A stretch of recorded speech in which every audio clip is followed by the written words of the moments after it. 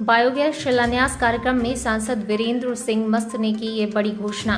गाजीपुर मोहम्मदाबाद तहसील के अंतर्गत करीमुद्दीनपुर ग्राम में बनाए गए स्थायी वृहद गौ आश्रय स्थल पर बायोगैस प्लांट का शिलान्यास 12 जुलाई को बलिया के बीजेपी सांसद वीरेंद्र सिंह मस्त ने पूरे विधि विधान से पूजन अर्चन कर किया।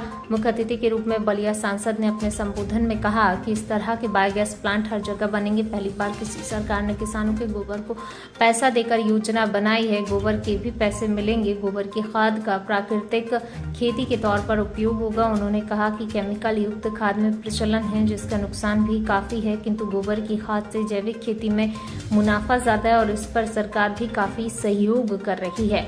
उन्होंने कहा कि गोबर खाद की प्राकृतिक खेती की शुरुआत सदियों पहले पराशर मुनि ने की थी, जो बलिया के ही रहने वाले थे। हम वहाँ प्राकृतिक खेती का रिसर्च सेंटर बनवा रहे हैं जिससे जनता को काफी फायदा मिलेगा। उन्होंने उपस्थित जनता से कहा कि हजारों एकड़ में फैली करेल का इलाका दुनिया की सबसे उपजाऊ जमीन में से एक है, लेकिन मगही नदी में बाढ़ के दौरान जल जमाव के कारण किसानों की समय से खेती नहीं हो पाती। यही कारण है उनकी आय में बढ़ोतरी नहीं होती। किसानों की आमदनी और गांव में लोगों की आय बढ़ाने हेतु कम लागत पर अधिक खेती कर उत्पादन किया जा सकता है। कम लागत से अधिक उत्पादन हो तो किसानों की आय स्वाभाविक रूप से बढ़ेगी।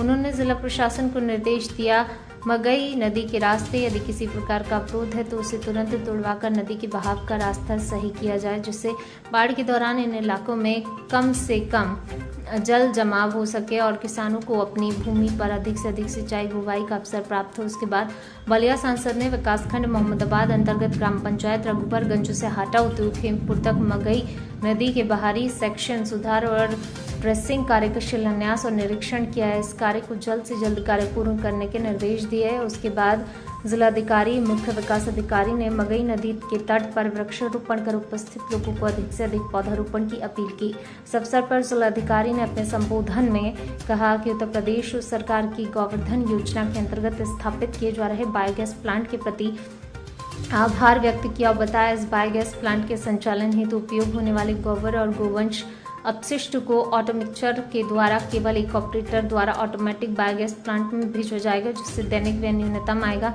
बायोगैस प्लांट से उत्पन्न होने वाली गैस को बिजली में परिवर्तित कर लाइट, पंखा, सबमर्सिबल पंप के संचालन और खाना पकाने में गैस चूल्हा जलाने तो उपयोग में लाया जाएगा। बायोगैस से निकलने वाली स्लरी सुखाकर खाद के रूप में कृषि कार्य हेतु उपयोग किया जाएगा। बायोगैस प्लांट से निकलने वाले खाद को ग्रामीणों को बिक्री कर प्राप्त धनराशि का उपयोग आवश्यकता अनुसार बायोगैस प्लांट का अनुरक्षण और गौ आश्रय स्थल का संचालन प्रभावी रूप से किया जाएगा। खाद से ग्रामीणों को ऑर्गेनिक खेती हेतु जन जागरूकता के माध्यम से बढ़ावा दिया जा सकता है, जिससे ग्रामीणों की आय में वृद्धि होगी, आम जनमानस के स्वास्थ्य के लिए लाभदायक होगा। बायोगैस प्लांट का उद्घाटन माननीय सांसद जी द्वारा किया गया।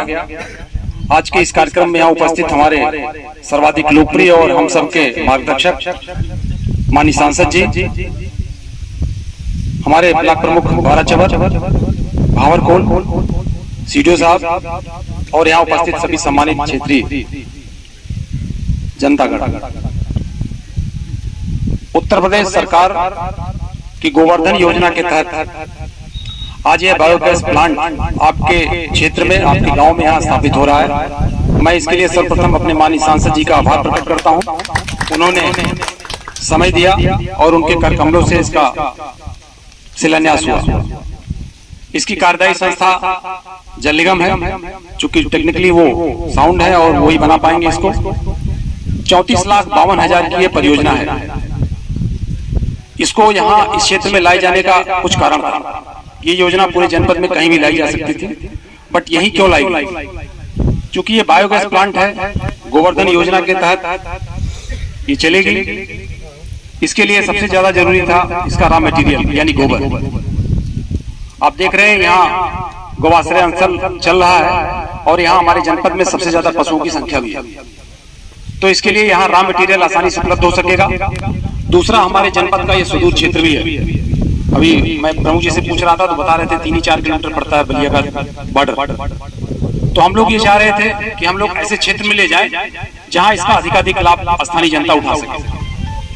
तो माननीय सांसद जी के अगुवाई में ये काम हम लोगों ने आज यहाँ किया है।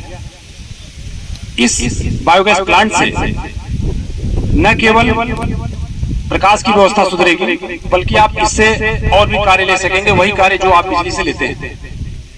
मेरा आप सभी से अनुरोध रहेगा कि इसकी जो जरूरतें हैं वो हम लोग पूरा करते रहेंगे।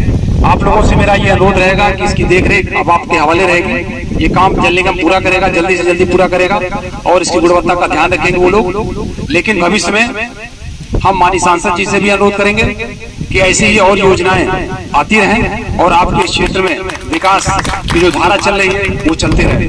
मैं पुनः आप सभी के प्रति आभार प्रकट करता हूं और विशेष रूप से अपने माननीय सांसद जी के प्रति, जिनके कर कमलों से ये शिलान्यास हुआ और उन्होंने समय दिया। बहुत बहुत आभार। Thank you.